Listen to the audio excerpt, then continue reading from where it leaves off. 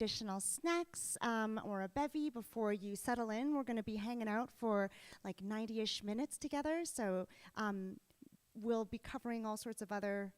Wow, everybody is so captivated. This is amazing. How come you're not like my children? So we're just going to get set up here, and then we'll get rolling in just a minute or so.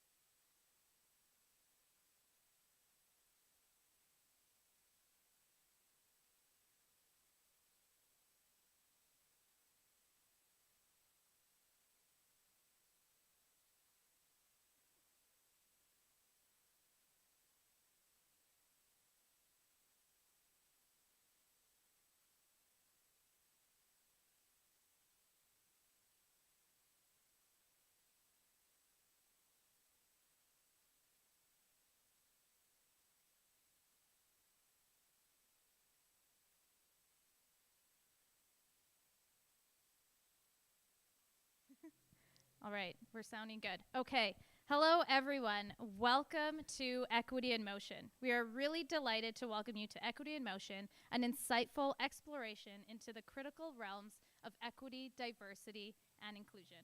My name is Ariza Jiwa, and I am one of the chairs of the Women's Advisory Voice of Edmonton. With me here today is Maria George, who is the project subcommittee co-chair. We are very excited for today's event and eager to get started.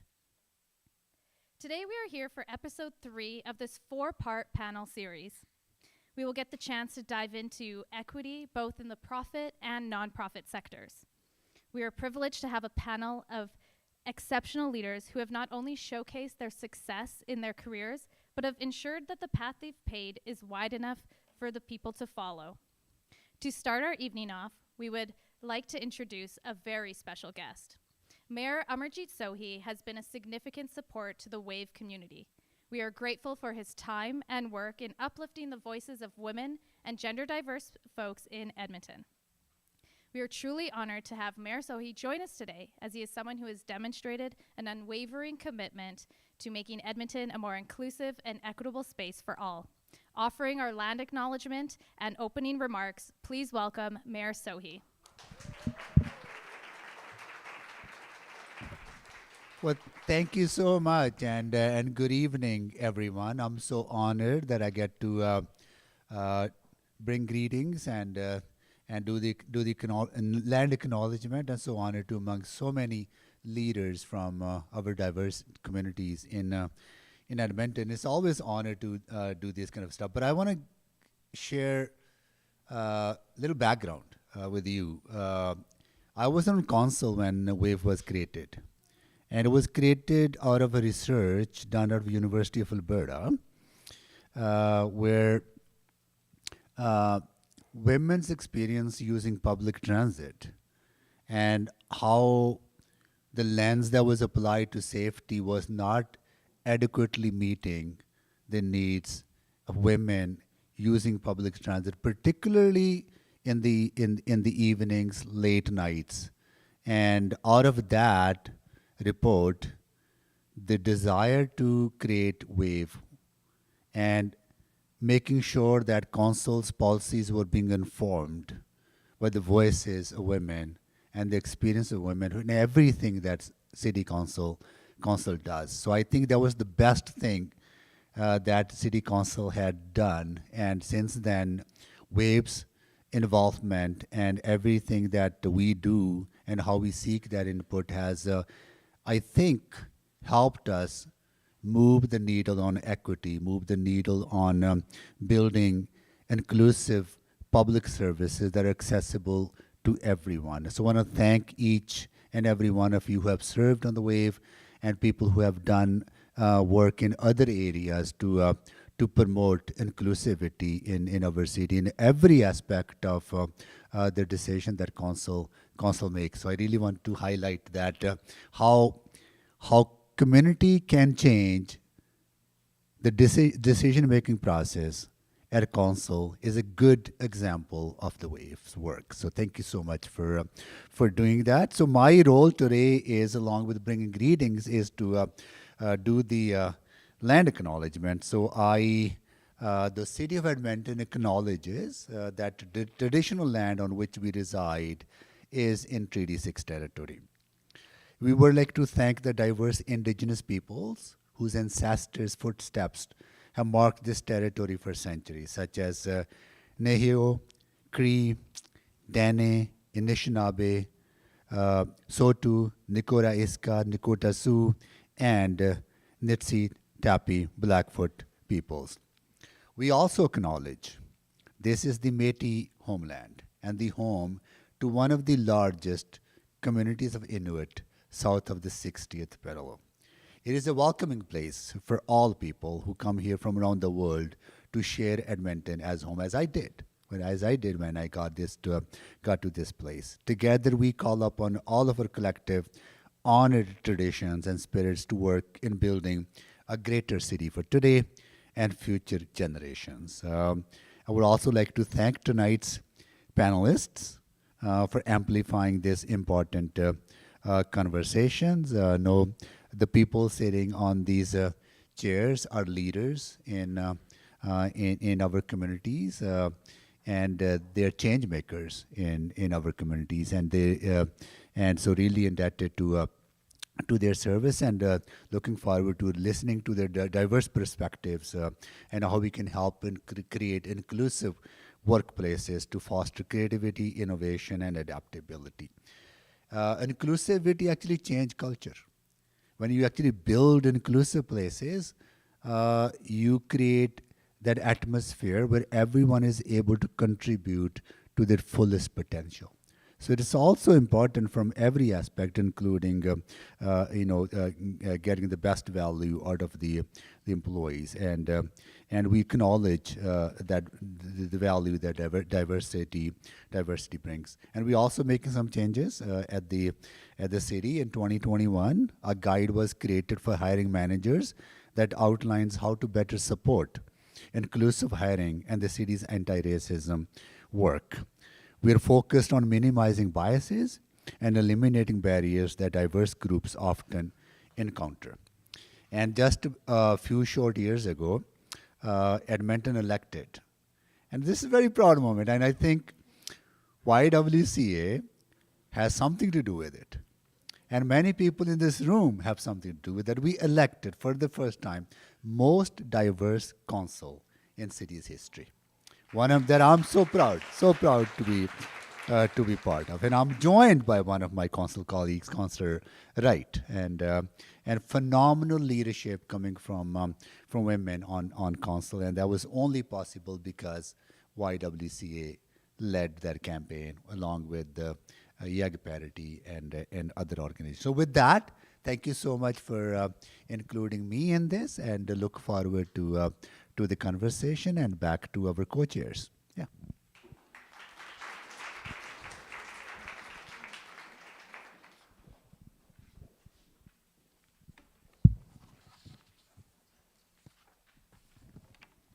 Thank you, Mayor Sohi, for the land acknowledgement and the welcome. As Ariza mentioned, my name is Maria George. As we start today's inspiring event, we wanted to provide some context and on insight on WAVE and its history. Since its inception in 2014, the Women's Advisory Voice of Edmonton has been an influential committee to Edmonton City Council, as the mayor mentioned. WAVE's name was initially created from the voices of over 300 women. With a shared vision for positive change for Edmonton to be an equitable and inclusive city, the metaphor of waves rippling, a single action, creating so many more positive actions to impact our communities was the foundation of why this committee was created. This has been the driving force behind WAVE's mission. Advisory roles have the transformative potential to push boundaries for change. For almost a decade, WAVE has firmly established itself as a valued and influential voice, bringing crucial perspectives directly to City Council and supporting women and gender diverse people in Edmonton. Through events like this, we strive to create waves in the community, as our name suggests, in case you didn't get it the first time. It follows well that Equity in Motion is part of this change to encourage a gender equitable city that is here for, supports, and uplifts all. We want to thank Councillor Joanne Wright for joining us today. Councillor Wright has been instrumental in supporting WAVE as our councillor advisor. We now want to welcome our brilliant moderator, Sarah Chan, in the lovely shirt. Sarah Chan is the lead community engagement and relationships at Alberta Mentoring Partnership. She has co-chaired United Way's campaign cabinet for 3 years, from 2016 to 2018. As a social advocate with a deep understanding of Edmonton's charitable sector, she currently sits as a director on both the CN and TELUS community giving boards in Edmonton. With a particular interest in the well-being of children and youth, Sarah has been a long-standing volunteer mentor with BGC Biggs, honorary patron for Yes, advocate for Edmonton Public Library, and a member of the mentor team at Peter Lougheed Leadership College at the University of Alberta. Over the past decade, she has successfully collaborated to fundraise millions for our community's most vulnerable populations. Please join me in welcoming our moderator, Sarah Chan. Thanks. They read the whole thing. I'm always like, oh, edit it, and then I'm like, oh, great, and then I know how to edit it for myself for next time. Thank you for joining us today on this splashy Wednesday, and we get to hang out with a bunch of really wonderful people in the company of other wonderful people, and because I wasn't sure what was covered in that area, I don't have everybody's bio on my script. So I'm actually going to ask each one of the panelists, I'm probably going to start with Catherine here, to introduce themselves and just let us know a little bit about who they are before I get into questions. I do have a microphone. I forgot that I had a microphone on. Hi, everyone. My name is Catherine O'Neill, and I'm the CEO at YWCA Edmonton. And I'm actually going to do quick housekeeping as well. Mm-hmm. So welcome to our home. This is the YWCA Edmonton. If you haven't been to the bathroom yet, you go down this hall, take a right, and it's at the end of the hall. Gender neutral bathroom, so just find a stall, and there you are. Also, if there is an emergency at any time, there's a muster point on the street to the left there. You'll see the muster point sign. So there's 2 exits, either the main door that you came in, or there's a door exit only beside the bathrooms. And if there's an emergency requiring first aid, there's a first aid kit right below the microwave. So yes, that's the emergency exit spiel. Again, my name's Catherine O'Neill. I'm the CEO at the YWCA Edmonton. I have been leading this organization since first day of COVID, 2020. So that was a great day to start a new job. Our organization is 117 years old this year. That's our first president, Lorinda Bellamy. She's at the bottom there. This organization originally was established. It was one of the oldest not-for-profits in the province and set up to help women and girls primarily, but our mission is really, I always say our North Star is gender equity and equity for all. In my past life, I was a journalist. I worked at the Globe and Mail as a national correspondent, traveled the world. I went to Afghanistan as a war reporter. I also worked at the Toronto Star. And I've also been involved in politics. So I've seen a lot of things, particularly in this province and in this city, and really looking forward to this conversation. Let's welcome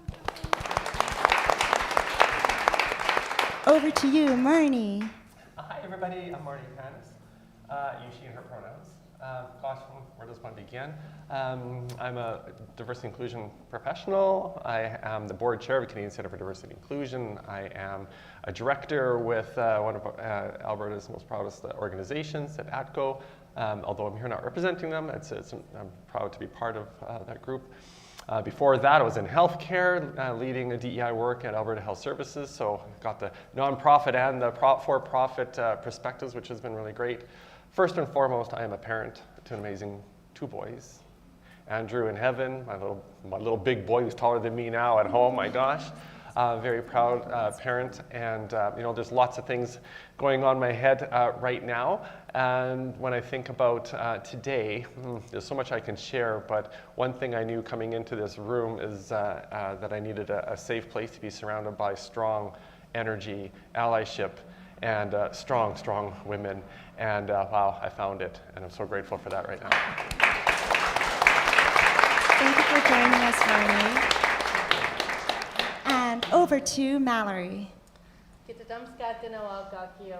Mallory Yongway is my name. My parents are Peter Jackson and Teresa Anderson, and we come from the Saddle Lake Cree Nation, just northeast of Edmonton. I'm the co-founder and co-CEO and Chief Reconciliation Officer of Indigenous Box, a company that we founded in our basement in March of 2021. And so we are based out of the Edmonton International Airport, and we are a for-profit, socially driven company to build a policy of prosperity for Indigenous entrepreneurs. Welcome, Mallory. And Kate, who's also going to be giving us our keynote after these introductions. I'm in such a circle of awesome people. If you had asked me a few years ago if I would end up in a space like this, I would have been shocked to think that I would be here, but here I am. My name's Katie McMillan. I'm born and raised in Edmonton. I've actually been an Edmonton public school teacher for 15 years, until recently. Actually just took a leave in January to focus on the work that has brought me to this beautiful space, which is I started a talent agency based on the experiences, which you'll hear a little bit more about, of my daughter, that represents persons with disabilities, modeling, acting, entertaining. And I'm going to tell you that story and how I wound up here, but that's what brings me to this space. But we're in Edmonton based. It's a nationally incorporated not-for-profit. We've got folks across the country, but started here. And I'm proud to say we're definitely Edmonton. And we're a not-for-profit talent agency as well, which is a little bit different in that space. So anyway, I'll tell you more about that when I get the chance. It's lovely to be here. Thank you, Kate. And actually, this is a perfect time to invite you up to either, you have a lapel, so you can speak from wherever, or come up to the podium to share your story. And then afterwards, we'll move into some questions with all of our panelists, in addition to Kate. Okay. I could have just rolled right into that, couldn't I? And like I said, 10 minutes? Yeah. I got 10 minutes. Okay. I teach for a living. I speak all day, every day. So I'll try to keep it short. Plus I've told, and I didn't realize the mayor was going to be here. I should have prepared more. I'm going to come over here and make it official. Anyway, it's lovely to be here. And yeah, I'm just going to tell you my story of how I ended up here, because I think that I'm an English teacher. Well, psychology, sociology wound in there the last 5 years, but primarily English teachers. And stories are what we love, right? Stories are what are compelling to hear. So I'm going to tell you the story of how I got here. So for any parents in the room, when you go into the hospital to have a baby, you expect to leave with one more person than you went in with, right? That was not my experience 13 years ago. Now I have 3 beautiful children, and my oldest daughter, that was my experience. And my second child, that was not my experience. I went into the hospital to have this baby, and things did not go as planned. I was 41 weeks, I was huge, I was ready to pop, knew everything had been perfectly textbook right up until that moment. Well, it was longer than a moment. It was 42 hours of labor, but I digress. Anyway, I was not ready for that day, because when she came out, she left before I did. She was whisked away to the NICU because of the traumatic experience that she had had during labor. It was traumatic for her, traumatic brain injury. For me, it was also very traumatic. I'll leave it at that. I could talk all day about that, but I'll stop there. And she left the hospital ahead of me, and 6 months later, she was diagnosed with cerebral palsy. I didn't know what that meant. I had no idea what that meant. I had many questions, and there were not a lot of answers, because anybody that knows anything about cerebral palsy knows that there isn't one answer. It's not a genetic condition. It is a brain injury that it can affect a person in many different ways on a large spectrum. And so that journey began for me 13 years ago, and I would say I spent the first 10 years of that journey really not knowing much more than my own experience. And as we all do, we center ourselves in our own experience, and I didn't actually understand that the disabled experience was actually not my experience. I was the parent of a disabled child, and it's really hard to separate those two. And for a long time, I actually didn't do the work that I think that I have now been doing for the last 3+ years to really understand what that means. But anyway, when Kelty, that's my daughter's name, was about 6, I remember it was a Facebook post, because everything good happens on Facebook. And it was a Facebook post of a Target magazine that came out of Australia, And in the little girls' clothing section, there was a little girl in a pediatric walker. And I remember being like mind blown. I was like, what? It was the same pediatric walker that my daughter used. And I was like, you never see mobility aids in fashion. That is so cool. So I thought to myself, you know, we all worry for the future of our children. When you have a disabled child, maybe especially so.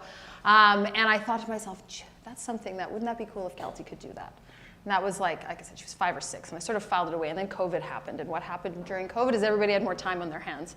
And this image, and she's now 10, right? And this image of this little pediatric walker came into my mind, and I thought, you know, I'm just gonna send her pictures to a modeling agency in Calgary and see what happens. I have an older daughter. There's no way I don't think I would have ever taken my children into the world of modeling if it weren't for this reason. But I sent her pictures to this modeling agency in Calgary, and they signed her right away. We had a little meeting. They had never signed a disabled child. She's beautiful, blonde hair, blue eyes, doesn't even look like me. But she was signed, and we were like excited about it. So thus began my journey in understanding what this would mean. And we were very excited about it, and we started getting some casting calls, and I would put her name forward. Long story short, what I found out is that everybody wanted to be inclusive. Nobody knew what the hell to do with disability. I don't know how to be more clear about that. They wanted the willingness, the intention was there.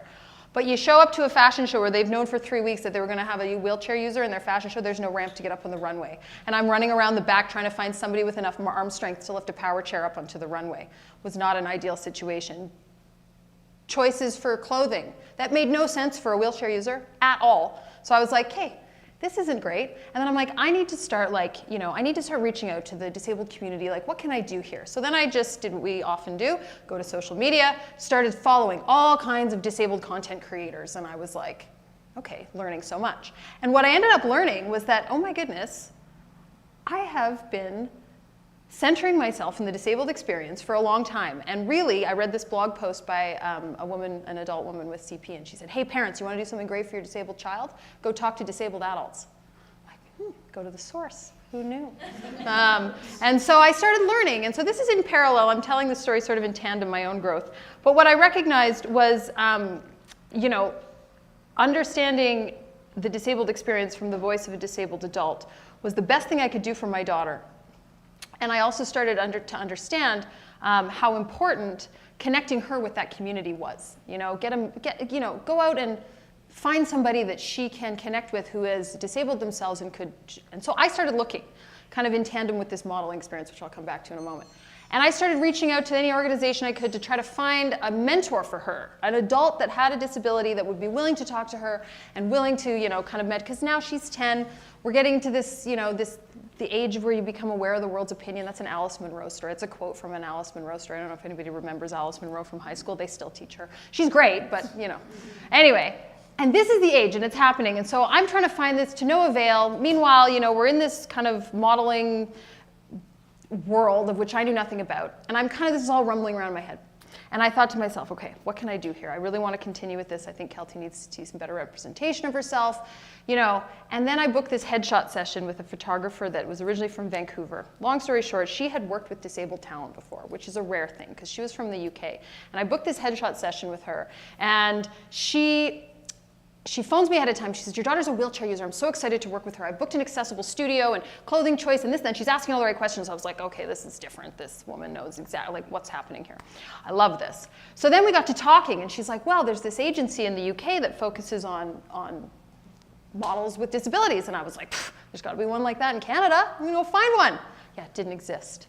And so then all of these pieces started coming together as I have this daughter who's coming of age, and really becoming aware of the world's opinion. I'm wanting to connect her with the community. I see that the world is ready for this change, but they don't quite know what to do. I had the advocacy heart and spirit was within me. I wanted to make sure that I could do something with this. So this all came together, and in June of 2022, thus was born Kello Inclusive. Kello, the K-E-L in Kello, comes from Kelty.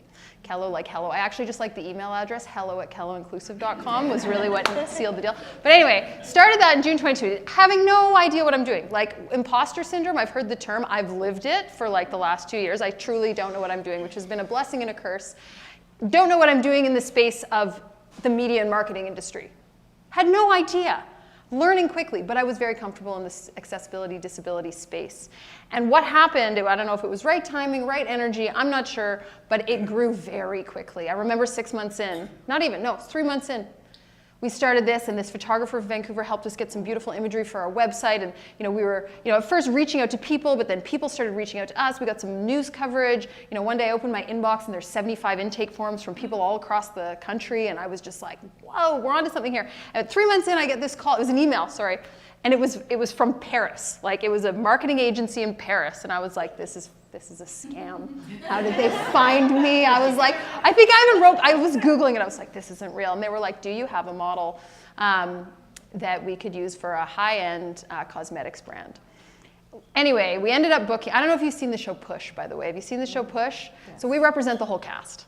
I knew a lot of them from some of the stuff that my daughter had done, and then got to know all of them, and we were fortunate enough to have the relationships there just as this was starting. So we rep the whole cast, have been involved heavily with that. But Natasha Yurko, she is a fabulous woman. If you've seen the show, you know what I'm talking about. She's a mom. She's quadriplegic. She was also from Edmonton, and she's got a baby. Anyway, sent her 3 months in to Paris for this Lancôme and L'Oreal shoot for an accessible. Some cosmetic technology to help people with upper limb weakness apply makeup. That put us on the map. And then all of a sudden, it went from there. And so it's been a wild last, it hasn't been 2 years. It's been like 19 months or something. And so I just took a leave from teaching in January. It's how I wound up in front of this beautiful group of people. I feel fortunate to be here. I'm very excited to be here. And again, the imposter syndrome's still there, guys. I'm still like, should I really need to be here? But I appreciate you having me, and I'm going to pass it off to the panel now. So thanks for listening to my story. Amazing. Well, I'm done. Okay, that's wonderful. Yeah, I know, done. we're all like, I have so many other questions. So do we. Okay, that's okay. We can have a follow-up. There will be time to hang out afterwards. But also, what an inspiring, I think everyone here participating, whether you're on this panel or have had your own journey, we all know what it's like to just come to a place where you're like, I guess I kind of have to do that, and then you go and figure it out. And then the funny thing is, in your journey of figuring it out, you meet all these other people who are also good at figuring it out, and then together we will change the whole world. 100%. Yeah. That was fast. Oh my gosh, it's like that picture in the back with the girl. We changed the whole world. Thank you, girl. Good vibes. Some of our questions are going to be posed to all the panelists, and we'll pop around a little bit. Obviously, I don't anticipate anybody here will be too shy to share their opinion. So please be proud of your work, and we want to hear from you. And then some of the questions will be specifically targeted to some of our panelists. But the first one is for everyone. It's kind of like that introduction we did. And I was going to ask what inspires your EDI work, and also what would you classify as your EDI specialty? And so I think Kate really made it pretty clear, like her space, yeah? So in the representation for disabled persons in specifically like the fashion industry and modeling and such, talent agency, yeah. 100%, yeah. It started with I thought I'd stay in my lane of print modeling, which I didn't even really know was a lane. But anyway, and then it went to TV, film, commercial. We're the only agency in Canada doing it. So it just happened, and there was just a need. So that was, That's our specialty. We can just come down the line, Mallory. So what inspires my work?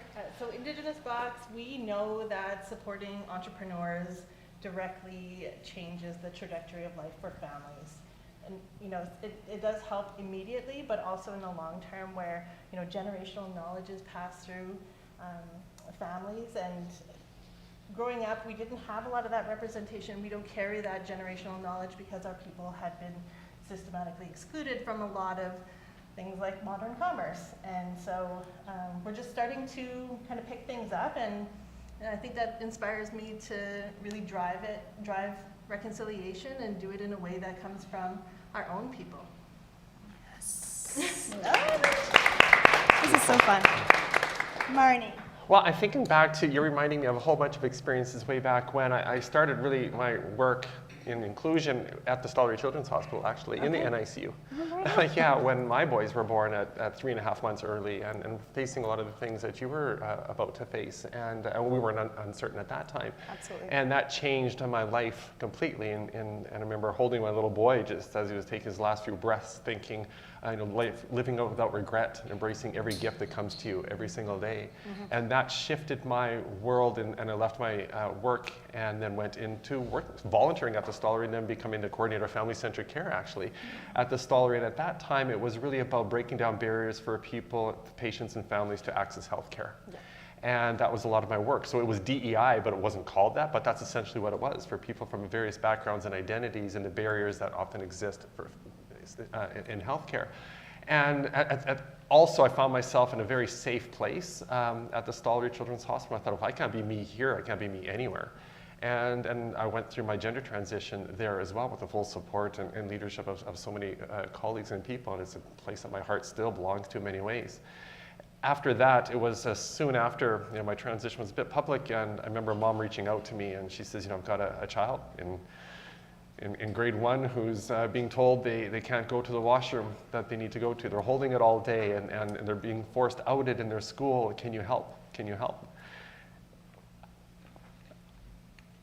And I think about that family often, because saying no sometimes isn't an option, right? And you find yourself going into this, nobody goes out of university or goes out of high school and say, I'm going to be a D&I professional, this is what I'm going to do. We all come into it with our own lived experiences of oppression and of experiences of barriers and being held back. And when this mom reached out, saying no wasn't an option, so we organized a lot of things, and protests and working with the school board and a lot of media conversations. And I started to realize that I have a voice. And with that, I had a lot of privilege. I started to recognize the privilege that I had that maybe others didn't have or weren't able to fully appreciate. And that truly began my journey to providing space for other voices to be heard that maybe wouldn't have that opportunity. And so what I think is my specialty, some people might think of it, well, it's all about inclusion for LGBTQ plus people or trans people. And sure, I have a lot of experience in that. I'm not an expert in any of these things. People are experts in their own lived experience. Those are the folks who are the experts. And so what I think is my specialty, and I've been told this by leaders, is inspiring people, not telling them what to do, but inspiring them to come along for the ride because it's the right thing to do, and inspiring people to care about the person that's sitting next to them. And ultimately, that's the core of what DEI is to me.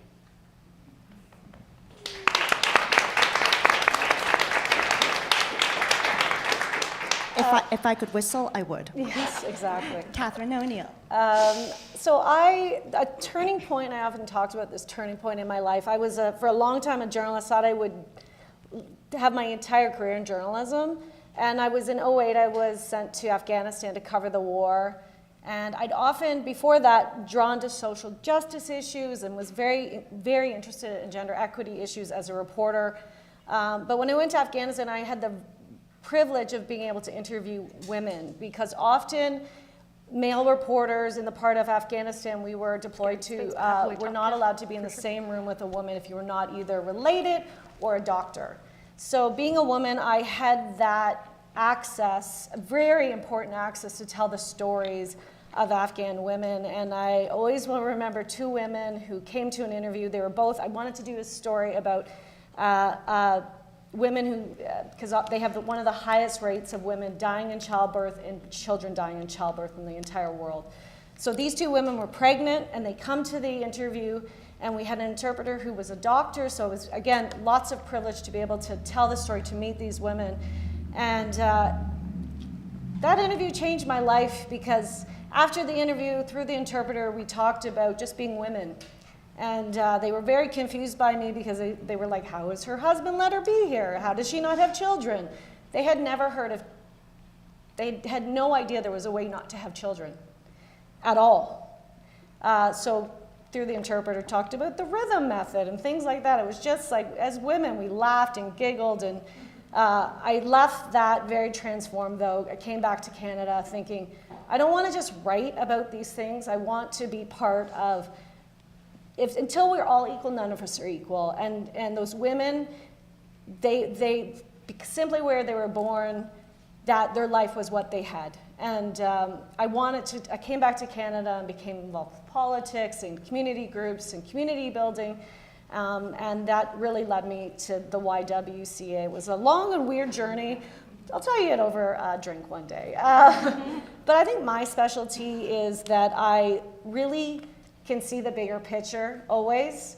And I really believe that we can reach these goals, these very ambitious goals we have, and partnerships and bringing people together and giving voice and providing safe spaces is really vital to getting to that goal. And that we're all, at the end of the day, the same. We're all humans. We all care about the same things. And it's breaking down those barriers and the fears that people might have about why people think we're not equal and things like that. So I think that's one of my superpowers, and it's such an honor to be the leader at this organization. Sorry, I'm drifting here. And I'm so privileged to be on this stage. All of you inspire me, so to be on a position like this is an inspiring evening. So, Kat, you and I know each other, but I guess you also came back and you became a mother too. Yes. On top of everything else. Yes. So yes. Now, Marnie, you alluded to this earlier, but now we can get into a little bit more detail. So oftentimes, I just say EDI, they say DEI other places, same, or not same, and you can tell me why after, and I'll fix it. Thank you. That's fine, because making mistakes is okay, you just have to learn. So lots of the times that these leaders and representatives are themselves, like the members of marginalized groups, and so that presents the individual with like this added emotional and mental labor. I'm sure we all understand, because now we have to sit around and make sure your feelings are okay, but we get really good at it. So Marnie, I wanted to ask you, how have you leveraged this positioning to your advantage? Like, how have you turned that load into an opportunity? Being trans is my superpower. It is. It truly is. It is. Truly. First of all, DEI, all the things, the acronym doesn't matter, the work matters. So that's what I think. So you're doing great. And I think that it might surprise a lot of people because, there's a lot of barriers. They're about to get worse for me in this province. And but at the end of the day, my experiences, both with the hospital with my boys, and certainly my journey as a trans person, has taught me empathy, has taught me a deep understanding of what it's like to live with certain barriers. It's taught me compassion. It's taught me the meaning or the value of making meaningful human connections to break down barriers. That's what's created, those are the superpowers for me. I think what's important in that, and so how have I leveraged it, is exactly embracing those values, embracing those things in my work. Don't always get it right, but that's really at my core, is creating a space where, when you make human connections with people, true, meaningful human connections, it's impossible to discriminate against somebody that you like. It's impossible to deny somebody services that you truly care about, if you truly care about them. But I think it's also important to recognize that almost everybody that I know that I've ever worked with in this profession have come again from those places of experiencing oppression at various levels. And some of it's really, really hard.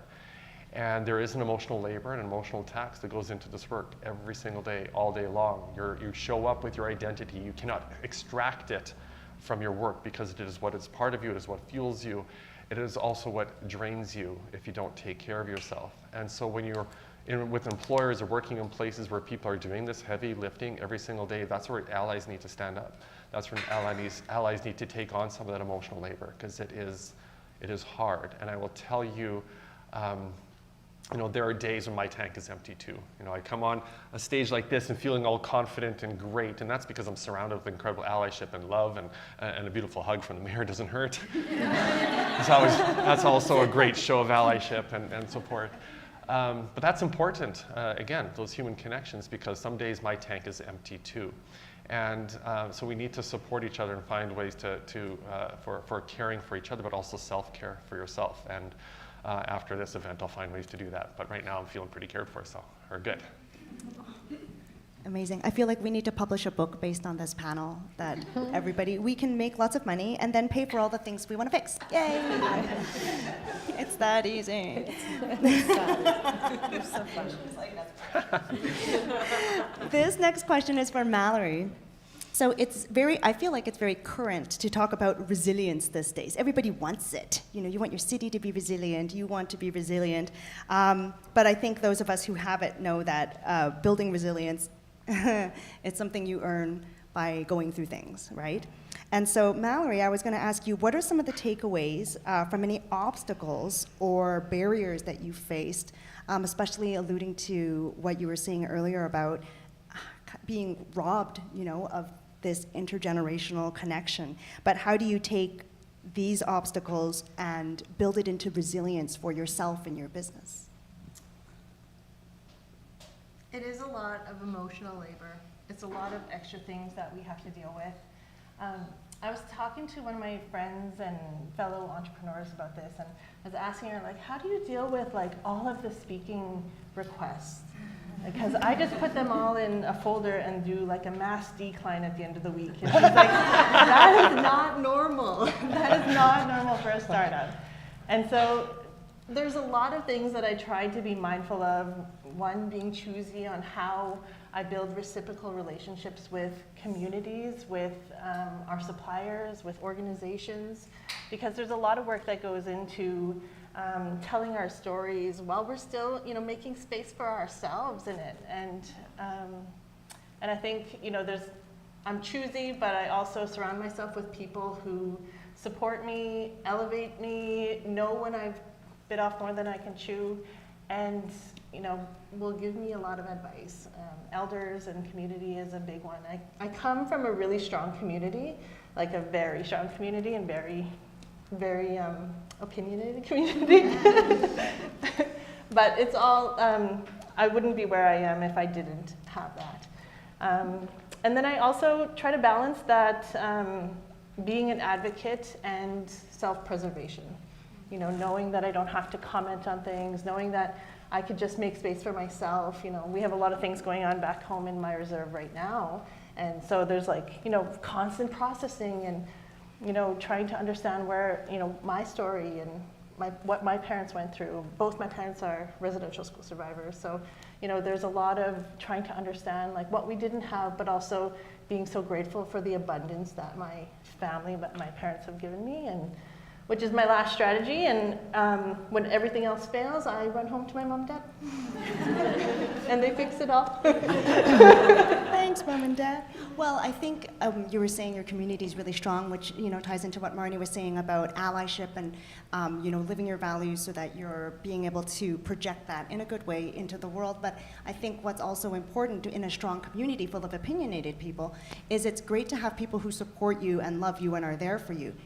Those are the kind of people who will also hold you accountable. Mm-hmm. So I think in a lot of the work that we do, it's really easy to make mistakes or to not know. And I think having a community, support doesn't always just mean blindly saying yay to everything. It also means being able to listen critically, being able to not know with you, mm-hmm. right? And to be able to ride the time as well, right? Sometimes I love you and I care about you looks like, hey, you know what, you did this thing, you might want to consider this. Or I'm worried right? about you. Yeah, absolutely. And I just really don't think you're okay. Or sometimes. other people willing to take on some of that uncomfortableness that we deal with. Yeah. Yes, love it. Catherine, back to you to talk, to expand upon your work as a journalist, because I think when I first met you, I knew you as a media person, yes, or I knew you just shortly after.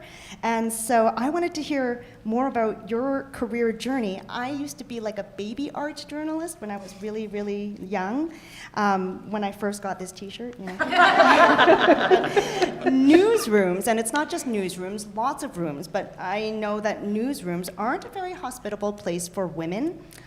So how did you find a way to be authentic and have an authentic authority in that space? And then how has that learning helped you approach your leadership roles after? Great question.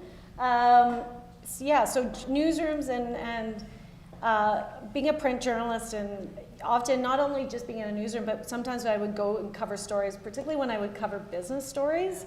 You'd go and interview a business leader, and they almost were like, how are you in this space as a woman? And I think it is changing. It always is changing. It's getting better, but it was always, as a young reporter, daunting, because you're like, I'm in this. I have things to do, and I have work to do here. Also, being in politics, that was a very difficult space. It's still a difficult space for women to be in. Not only the fact that not everyone is happy that you're in that space, because women are still very underrepresented in that space, leadership positions, but I think a few things. I think, you know, I always say my mantra is courage, my friend, because I just think you really have to really know that that small act of being there is making a massive impact, not only for the people that you're interacting with, but the people that the stories as a journalist that you'd be able to tell. So that long-term impact, I really always was thinking about that long-term impact of me being able to be in that space, not only interacting with that person, but the storytelling I was able to do. I think finding mentors was really important, and I think really important in the work we do.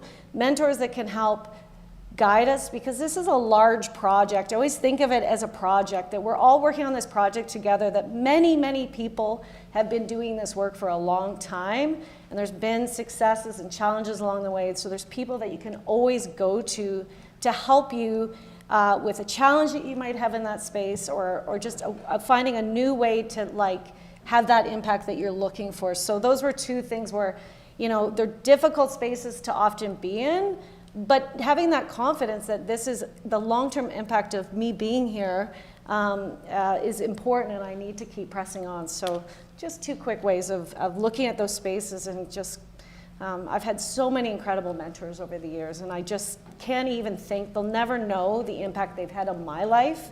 And I'm sure all the folks on this stage, mentoring, I really am paying that back. I'm always, if folks approach me for mentorship, if I have the time, and again, self-care is important, but if I have the time, I really, it's such an incredible thing that you can do if you have received that as well. Well, you think about mentorship, which reminds me, Mallory, of what you were saying about elders, right? Because it's sharing knowledge, and same thing with, like, who's done this before? Surely I cannot be the first person who's ever tried, right? And so with mentorship and that intergenerational piece and passing down that knowledge, since this is all generational stuff that we're working on, you can ensure that we're spreading the word, and that you're, like, I think part of self-care is finding that mentorship too, right? And learning and hearing about the stories of others who've accomplished great things. Now, Kate, I was gonna ask you, what are the strategies that are in place in the EDI principles for the long-term vision and mission for the business? Because you kind of got into it, and it's exploding all over the place. It's like a Michael Bay movie. I'd love to tell you that I have all these wonderful strategies. I'm actually literally in talks with, I think we need a strategic plan. But okay, I'm going to say this because it's not a strategy, but it's something that's kind of it's happened organically, and I realized that it's the beauty of it. So when I first started this, I thought, okay, all I want to do is get some people with mobility devices, physical disabilities on billboards. Like, open a magazine, you see one, I've won. But that's actually that's the icing on the cake, because it is getting to the billboard. That's where the magic happens. Because makeup, production, wardrobe, casting directors, casting agents, all of them interact with me, have questions, understand. I could tell you stories of some of the things that happen in this industry right now. And as far as mentorship goes, I'm dying for a mentor. I'm like, does anybody else has ever booked people with disabilities in this industry? Because it's wild. Sending a casting call for people who are hard of hearing, deaf actually is what they wanted, a woman who spoke ASL.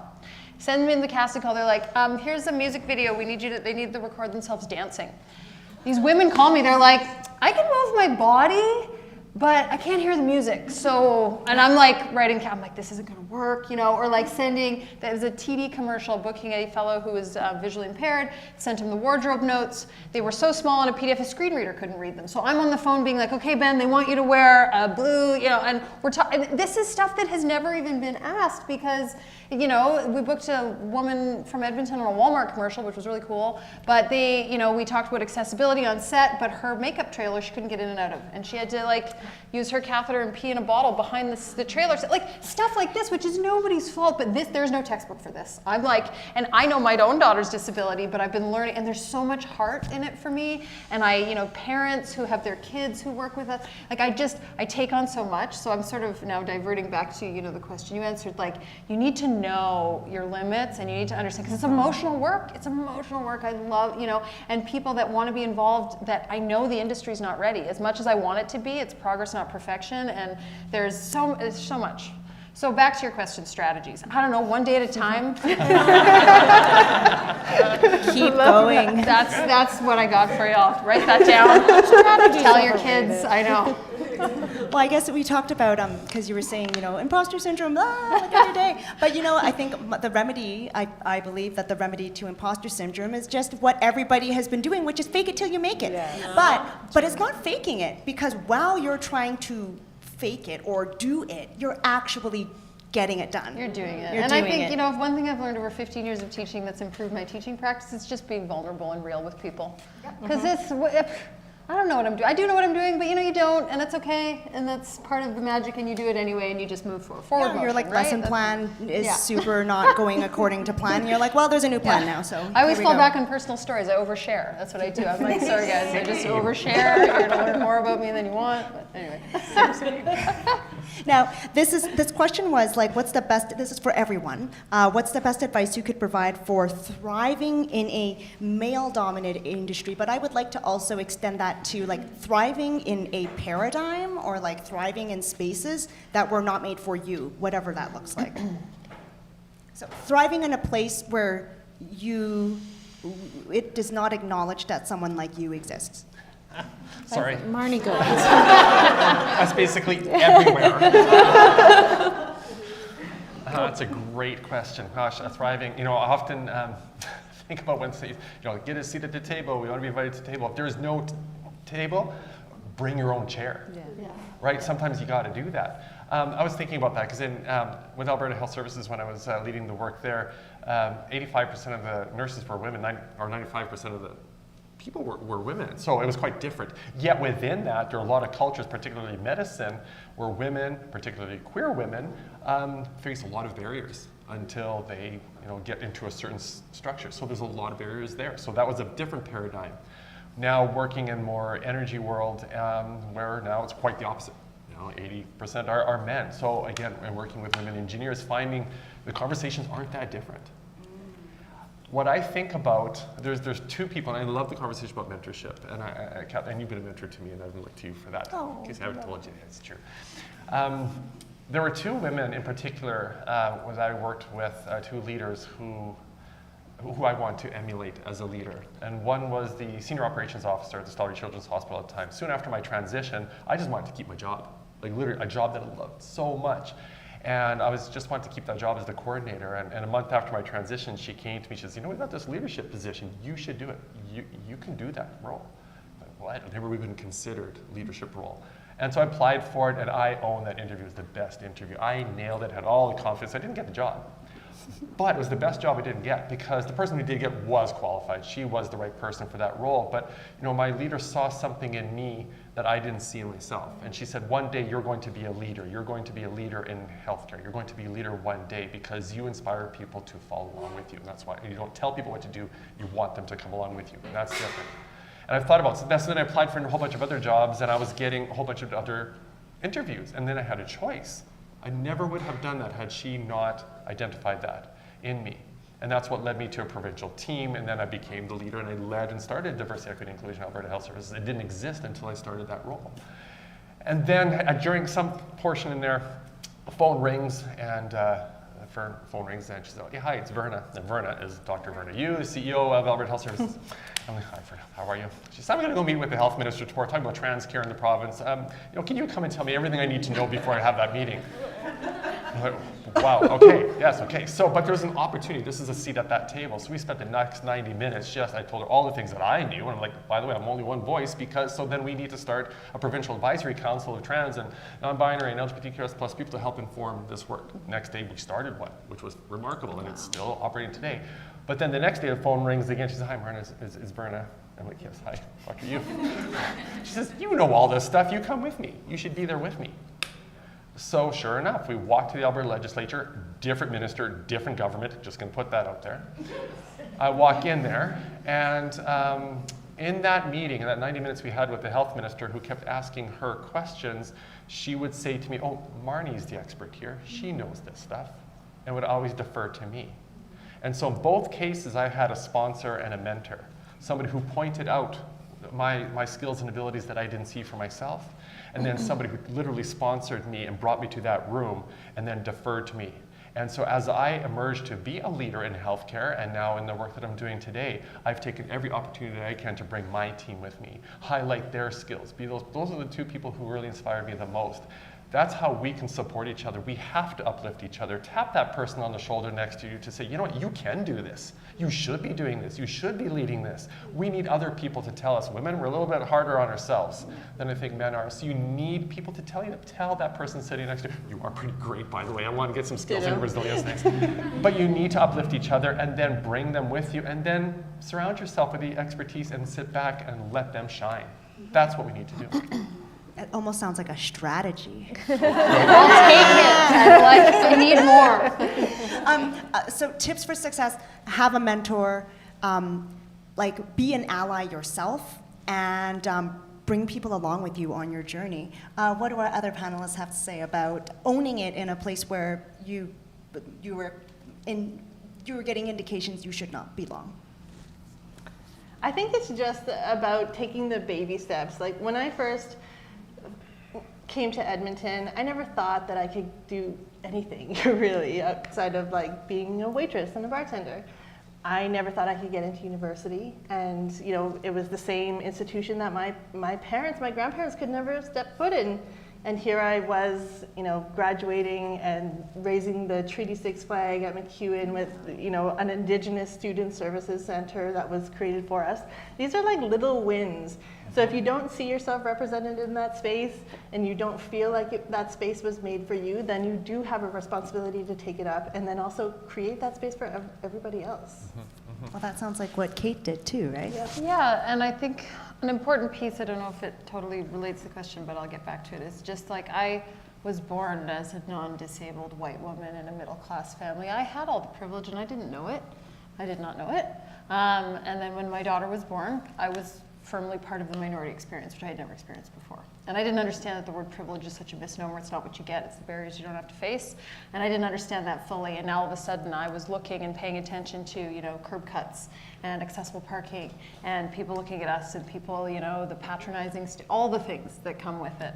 And, dealing with the bitterness that comes from, looking at people who don't have the minority experience. All my friends and family who had, healthy, non-disabled children, and that was a chip on my shoulder I carried for a long time, and all these things that come along with that. And that perspective shift has never that's the gift, that has come from this is the humility, I guess, and the understanding and the learning that happened naturally. And you can read all the textbooks, I think, but until I really felt it and lived it, that was really key. And I think that the humility piece is important. And then, with my own daughter, making space, I'm literally this is not happening in this industry, and you're just kind of plowing through. And like I kind of said in my talk before, my inexperience is a blessing and a curse because I don't really know how this industry works. So that's not great, but it's also great because I'm I don't know how this industry works, so here's how it's going to work. In another way, everything's possible, right? Yeah, and you just kind of and you bring a seat, right? And you take your humility and your learning and your lived experience with you, and you use it for good. Well, and all of that is the resilience building too, which is what helps you find a good seat that you can sit at for 90 minutes with your core strength. I was going to say, it's a challenge. But then, YWCA has been around for A long time. And I feel as though the agency, at my work, we refer to partners as agencies all the time, but like I really feel like the organization is playing in the community in a new way under your leadership. And so so it's not like, oh my gosh, recognize us, but I think YWCA is being recognized in a way it wasn't before. And thank you, because that's what we've been really working on. That was a strategy. I love bringing that word up. When I arrived, we were in a downtown in an office tower. We weren't really a community space. And like even the space we are in, it's fully accessible, being street level, there's bus routes and things like that, but the accessibility, not having carpets, like we really were mindful that this space we created was not only accessible, but also beautiful, so that when people came, they felt loved and safe. And so we have created many more partnerships since COVID. This space, and if you've never been here before, I hope we'll see you again. It's become a real hub for folks doing equity-seeking work. We're always having events here and sharing ideas and bringing people together. I hope that many fruitful things will come out of this conversation, and new relationships and new opportunities to keep building on this work. And that's part of why I'm so proud to be at the YW, because our history is zigged and zagged, and you can see it on the wall back here, and that's why we put it up. It inspires me to walk and look at it every day, because women's history isn't always told well, or told in a way that, often it was just seen as volunteer work or things like that. But women, the work that even these women on this wall here have done have helped pave the way for us to be sitting here and having these great conversations. So, it's inspiring, and I hope that, if you're in the crowd today and you're like, oh, I'd love to use this space or et cetera, come see us after. Christine's here as well, because we can't do it alone. We have to do it together, and we have to create, we're all leaders, and we have to create those spaces that make it possible. Well, and I think the other thing about the new location, you just think like, oh, it's just a different building, whatever, they're somewhere else. But it also means that everyone who comes to here or who works here is out in the neighborhood as well, right? And so that's just a whole other thing about safe spaces, like walking down the street where there's more people walking down the street, or walking down the street where there's like cool places and fun people to run into, as opposed to nowhere land, right? Ta-da! We live near, there's a fire station nearby, so if there's a fire, we're good.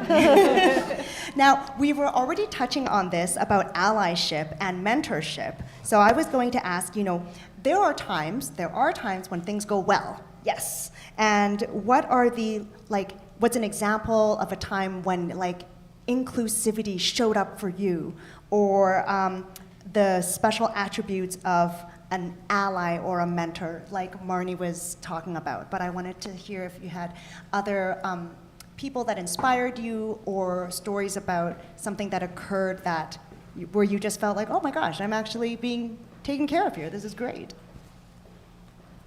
I got a story, but it's about my daughter. But I watched, I heard many times, representation matters. Didn't really understand exactly what that meant.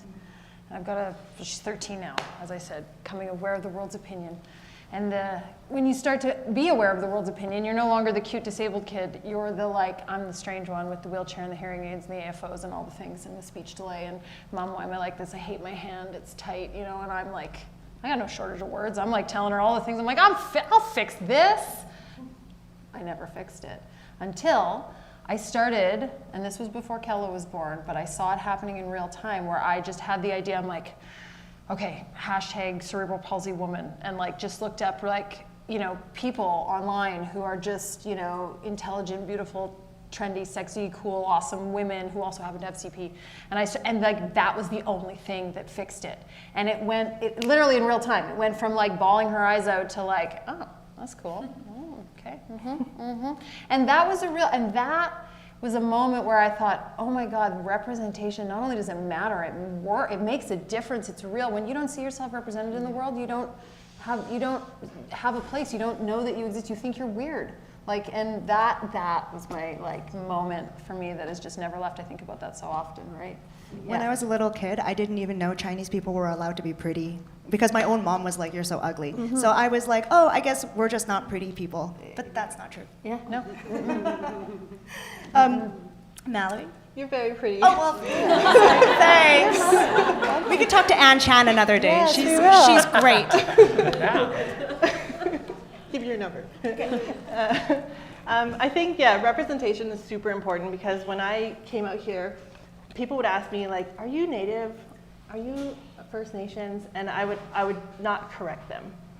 And I wouldn't answer, or I would say, oh, I'm from St. Paul, which is the neighboring community to my reserve. And so it took me a long time to, I started to see people sharing our culture online, people talking about how, wonderful it was to be Indigenous, and here I was trying to shrink myself so that I fit in. And I think that was a huge one for me, where I could, start being really proud and speaking my language in rooms like this, and sharing about who I am and the values that I've been raised with, and now so publicly with Indigenous Box, who, we put the values right into the business, and I think that's the success of Indigenous Box, is because of our unique perspective that fueled the innovation behind the model. Well, and it's needed too, right? There's like a big space. So We have so many foster kids or foster homes who get boxes, and they see this face, this beautiful Native woman on the front of a box who is just so humble and so powerful, and she knows where she's going, and it's just amazing. It's gets me every time. Love that. I love it. Marnie? Well, I shared a couple of very grand examples of allyship, but I think it's important that everybody is an ally in this room, or can be an ally in this room. Of course, allyship is something that's earned. I can't just say, I'm your ally. I got to show up and do the work. And sometimes that work is taking on some of the emotional labor when not taking place of. We want to make sure that we're being an ally in the authentic way that the person or the group needs you or wants you to be an ally, for sure. But allyship can look like a lot of different things. I remember once I was totally tapped out. It was just one of those awful days. And I was at a gas station, and I went to fill up one of those ones that I actually had to go into the thing and talk to the person, which I tried to avoid to do. And only because when I'm tapped out, I'm tapped out. And this, of course, I was misgendered and called things. I'm like, ugh, and I was just deflated. And it just didn't need it that day. 99 times out of 10 or 100 wouldn't bother me. That day it did. But I just walked out, and I just went to my car and went in. And a woman just appeared behind me, the pumps, and she said, I saw what happened. I just want you to know that you're beautiful. Stranger, wasn't invested, had no skin in this game, but just cared about somebody in front of her, and that just changed the whole course of my evening. It didn't cost her anything to do that, but that's a show of allyship. Sometimes allyship is standing not only with us, but maybe standing in front of somebody when they ask you to do so. Sometimes allyship is that warm hug. If you don't know what to do, that allyship, it looks like, how can I be your ally? What can I do? What do I need to know about your experience so I can be a better ally? And to listen with humility. You can be an ally by sometimes being corrected when we make a mistake, and you're gonna. And somebody says, you know what, this is what you did, and this is what it meant to me. To sit with that discomfort and say, okay, I'll try harder next time. Can I tack onto that? Yeah. Because it ties into you think that an allyship, when you have a disabled child, you're just naturally an ally, your parent, right? Of course. Yeah. Not true. The work is, it's work. It didn't happen to me for about 3 years. I referred to myself as a special needs mom for years, and then the whole community, when I started listening, was like, we hate that term. I'm like, okay, noted, that's done. Or answering every single question the doctor was asking my daughter, instead of letting her answer, and then starting to go, I don't know, Kelty, it's your body. What do you have to say? Stuff like this. And this happened 10 years in. Right? Know better, do better. I got coffee mugs all over the house that say that, because it's just true, right? And you do the best you can with the information you have at the time, but it takes work. And I saw my allyship journey only begin when I started listening and doing the work. Yeah. It's not something that just is natural. And as a parent, you think it would be, but even still, you need to put the work in. You need to listen. Thank you for that. It's so important. And I think sometimes you might find yourself, we've all been in a situation where I wish I had an ally, I didn't, or maybe you wish you could have been that ally, I didn't know what to do, so you said nothing. There's always something we can do, even in that instance, and sometimes it might be, I heard this thing, I saw this thing happen, I didn't know what to do, but are you okay? How are you doing? Just even that check-in with the person is a show of allyship. So I think everybody has that power in this room to be that ally in any of those moments. I was thinking about what you were saying about courage, Catherine, because like sometimes when things go down and then you're like, I'm going to be an ally, or like, I just don't feel good about that. Sometimes speaking out, you know, in the movies will like lead you to believe that it always goes really great. Yay! It doesn't always work like that. I think sometimes if you're going to speak out or or you know, just say, I don't think that was good, that can make people incredibly uncomfortable. I've had many moments like this in my experiences too, but then on the other hand, it's that discomfort that's part of the growth, even if it doesn't feel good, right? And there's a courageousness in being able to step into that. There's courage in that, but I think it's also important as allies to recognize that your safety comes first. Yeah. And to ensure that you feel safe physically, emotionally, whatever that looks like. So if you're going to speak out, that means you're going to take on some of the backlash in a lot of cases.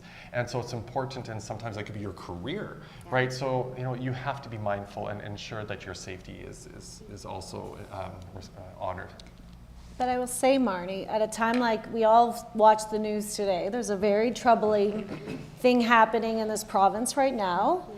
With some legislation, and it's times where allies have to be standing up, and yes, safety comes first, but this is a really important time to show up and to really challenge some of the things that are happening, and so sometimes it's going to be very uncomfortable. That's what I'm trying to say. There's some uncomfortable times because this is uncharted territory for a lot of folks, and it's also like it's easy to say, well, somebody else can do this. And that's where courage, my friend, is always really important because, you know, someone who's been to a war zone, I've been to the worst place that you could possibly go, so sometimes I think, you know, that was the scariest I've ever seen, but times like this call for courage and call for connection and call for allyship in a way that you might never have experienced, and I just want you to know, like, it was so great to be able to see you tonight because you do so much for our communities, and I want you to know that we do lots for you when we can, but that as a community that we all have something that we can do, no matter everyone in this room and our family members and our friends, like we have networks that we need to activate in times like this and show true allyship. Well, what you're and seeing leadership is allyship in real time right here, because I will say that as I was thinking about allyship, I should talk about all this stuff, and I thought, no, I'm not going to burden you with that. I'm already feeling heavy about this. This is really not great. And so I went in a bit of a different direction because I think, you know, you're going to stop wanting to listen to me about it. And then, you know, Catherine comes along and takes on that mantle and starts to take on that labor. And that's allyship in action without ever being asked. And now you're in a position of privilege to be able to do that, to recognize that, and there's power in that. So use that when you can. Not everybody can do that in certain situations, but it's something I think about all the time. So I thank you for that. And even this morning, I reached out to them and said, you know, there's stuff going down. I don't feel safe. I had phone calls to my home this week threatening me because of my identity. This is the stuff that I don't think a lot of you folks even realize what some of us face. And for, you know, for me to reach out and say, you know, what's our safety plan here today? And it was like, we got your back. We got your back. And they told me how, and I'm like, oh, okay. Then I turned from being a little nervous and anxious to come in public to be excited to be around people who I know will support me and uplift me, and I do have a lot better energy than I did when I came in here because of that. So that's ally in action as you see it going right now.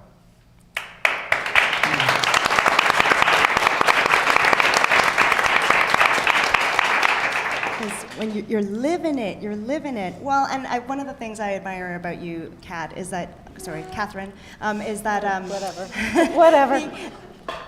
I wish I could be the kind of person who always knew like just the perfect thing to say to to every person, and like be diplomatic and la la la. But that's not really me. And so you have a real gift for that, because you can stand up for what you think and you can speak out and be an ally. But it's so classy. So classy. But I think that ability to know how to speak probably came from what Mallory was talking about too, which is becoming an ally is listening, right? And that's probably similar to what Kate was talking about too, where she was just like, I just thought I was just in this life, and then I realized there were things I have to do if I want to take on that role, right? I always tell this story because I think it's so important. It's talking about allyship. It's a journey. It's not done. It's never done. And I had done all this learning, and I'm like, I'm so good, I know all the things, I'm such a great ally. And I'm having this conversation with my daughter as the agency's unfolding this and that, and she's getting older, and she says, Mom, why am I disabled? And that answer has evolved over the years. And I said, well, honey, when you were born, there was an accident. Giving her the details, and she looks at me, she says, well, if I have a baby, will they be disabled? And I was like, oh, no, honey, no. It's not genetic, like, it's, she burst into tears. And I was like, what did I say? And I'm like, honey, no, they won't, like, it's okay. And it dawned on me, I was like, do you want your child to be disabled? She's like, I was like, of course you do. Why would I assume that it's a tragedy? I would be honored to have a disabled grandchild, and it's good, and I just had this moment of like, holy crap, check your implicit bias. Check it, because you have no idea. I thought I did all the learning. I did not do all the learning. And I was like, that would be like, that's an identity. That's part of who she is. Why would I say to her, no, honey, you'll never have a child that's like you? And that was well into my journey of this. So it's just a little story. It gives me chills every time I tell it. But it's just an acknowledgement that like we can do it well, but we can always do better. And it's a journey that you just keep learning. So First of all, you're amazing. yes. Continually amazing. But I want to just finish your thread there, because I don't want people to think that they have to be perfect to be an ally and think, I don't know what to say, so I do nothing and say nothing. Yes. 1000%. The most meaningful allies have been to be like, Marnie, this thing's going on. I have no idea what you're experiencing. I don't even know what's happening, but I care about you. What can I do? Or sometimes I care about you is the most important words, that's 100%. The most important role an ally has taken in my life. Saying, I don't know what to do, but I'm here and I care about you. What can I do? That's so powerful. Well, and I think having the courage, or even just a curiosity to play a little bit. One time I was co-hosting an event with a business leader in the community, and they gave us the script, and every time I had to say something, it had like 5 exclamation marks on it. It was like all in caps and stuff. And then he got to talk about like money and important structural things and strategy and stuff. And then I looked at this and I'm like, what is this? Why do I have to do this? And then he said, you know what? Let's just switch it. So you say all the things that I'm supposed to say, and I'll say all of those things. And then we did, and it was hilarious. And though you could see the organizers were like, oh my gosh, what is this? And I'm like, well, I mean, what is this is the right question. But we're going to get through this event. And that was an example of allyship too. But you know what? We had fun, right? And we got the job done. Now, path, right? And that it's going to be smooth. Life's been anything but. And so I think understanding young people that it is, expect difficulty, and that's okay. We can do hard things, right? Isn't that the name of the podcast? I don't know. Anyway, that would be that's where I would go with that. Yeah. Again, you inspired me to go in a completely different direction than where I was thinking in my head. So thank you for that. And first of all, 40 felt old to me, but 50 is freaking amazing. Yes, I can't wait. I've never felt younger in many ways. That's right. And I think, you're right, it is hard to find resilience. You spoke to it so well as well, because sometimes it can be really draining. The work is hard, it's emotional, we talked about all those things. Every now and then I'll get a phone call from somebody who'll say, you know what, I saw you at a lecture years ago. I was in the OR, and you came in, you spent some time with us, and I saw you, and just being visible, and talking about visibility. 5 years later, they said, I came out to my family last week because of that experience. Wow.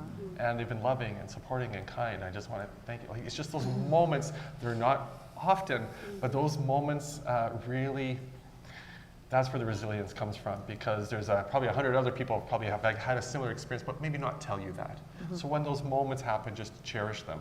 But I want to tap into something else too that you inspired me in thinking about, probably something I learned in the last year, probably mostly about in a relationship I currently found myself in, and our future's uncertain. We don't know where we're going to be. We don't know what our lives are going to be. Are we going to be continuing to date? Who knows? So we've chosen to be there, and we've got tattoos that say it. And really what it means about is, the future is uncertain.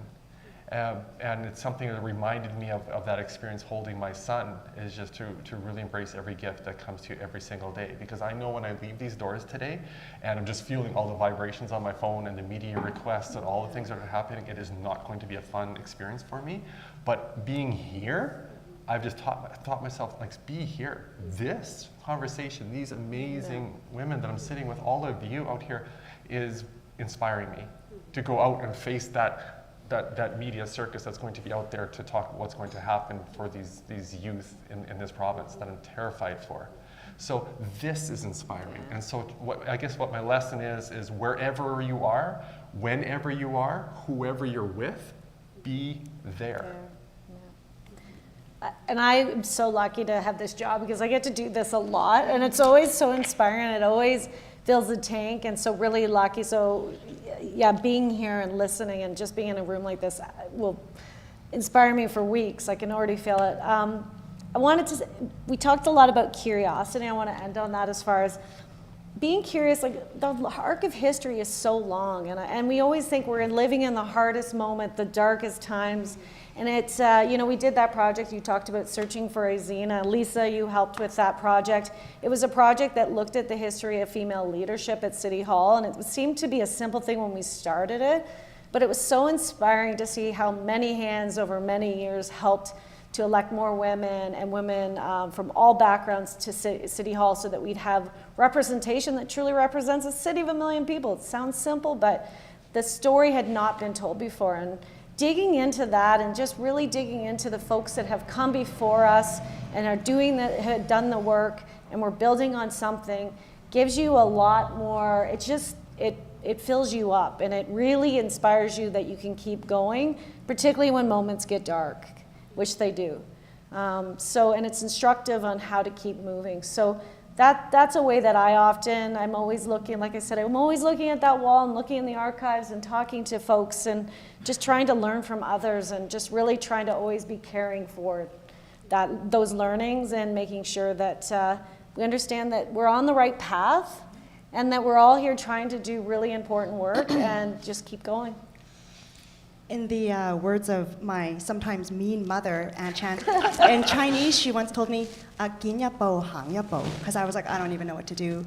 And it means you see a step, you take a step, which I think is what we're all talking about here. And I was doing in my other work a presentation to a school, like an IB school, about Make Your Mark, which is like a granting thing for kids to do a local poverty project. And one of the kids asked me, they said, why it's too big, because I was explaining how it's complicated, and they're like, why do we try? Like, why do we? He asked me, do you think it's possible to like end poverty? And that was an interesting question, because I was like, actually, I do think it's possible.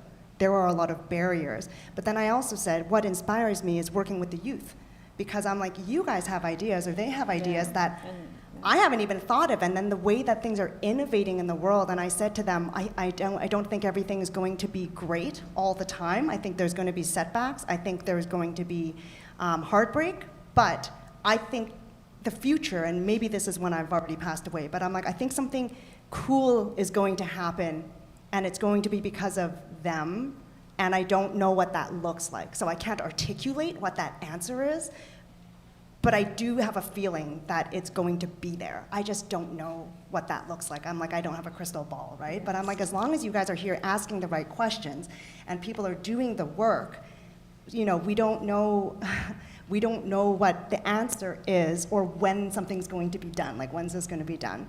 But we do know that we're traveling in the right direction, right? Being present and just making the best call we can that day until we have to make another call about another thing. And then when that shows up, you make a call about that other thing and the next thing until infinity, right? Exactly. Ooh. So we have a few minutes left. If anybody had something, specific they wanted to ask, we've got like 5-ish minutes, and then after that, we'll be able to, you'll be able to give allyship hugs to all of the panel here, and hang out and be able to have some mixing and mingling. But yes, your question? So if organizations haven't started their EDI journey, what are the first steps that they should take? EDI 101. You had both, yeah. It's a great question. It's so good to see you, Tammy. Gosh, it's been a while. One thing is that you don't have to do this alone. None of you have to do this alone. There's resources. A lot of equity conversations happen in this space, right? I'm sure there's a lot of people that you can get mentorship from and leadership from. There are a lot of nonprofit organizations, other groups who have done very similar work. So reach out to them. I imagine there's a lot of communities you're involved in. I've worked very closely with Inclusion Alberta, who hire people with disabilities. There are many different organizations that you can connect with. So you don't do this alone, and start to reach out for those supports. Reach out. There's a network of people in this room that you can start to have that connection with. So you're not alone. Initiating that relationship making, you were talking about like an hour ago, and also that gathering piece that Mallory was also talking about, right? Relationships, gathering, and listening to each other's voices, right? But I think there needs to be a space for that, too. And really model it. Look at who's doing it really well. Because those are the folks who are going to have the best lessons to teach. And we often work with different companies and organizations that are like, we want to start. And so we send them to the organizations that we think are doing it really well. But we always have lots to learn. Like while we're an equity seeking group, we have things to learn. And so looking not just even in our city, but across the country, around the world, there's just so many resources. And it's just really looking at people who inspire you and are doing that work and really showing up. Thanks, Cami. Does anybody else want to tap into this amazing, we're in the drift together here? We're in the drift. We're in the drift. We're in the drift. Well, if there aren't any more formalized questions in this setting, I will take the time to ask our co-chairs to bring our thank you gifts to our panelists. And can we please give a big round of applause to these wonderful, wonderful women.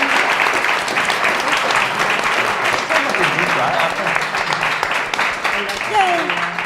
And you get a gift. And you get a gift. And you get a gift. It's beautiful. Matches my outfit. I know, you guys look wonderful. Okay, there is another panel in March, on March 27th. It's also a Wednesday. The Eventbrite is up and alive. You can find it if you go find Equity YAG, or just look for Wave Edmonton. And then you can bring your friends next time. We can have more allies join us. And also, we have the room for a little while, so please enjoy and meet your heroes, and we will see you next time. Thank you. That was awesome. I needed that, too.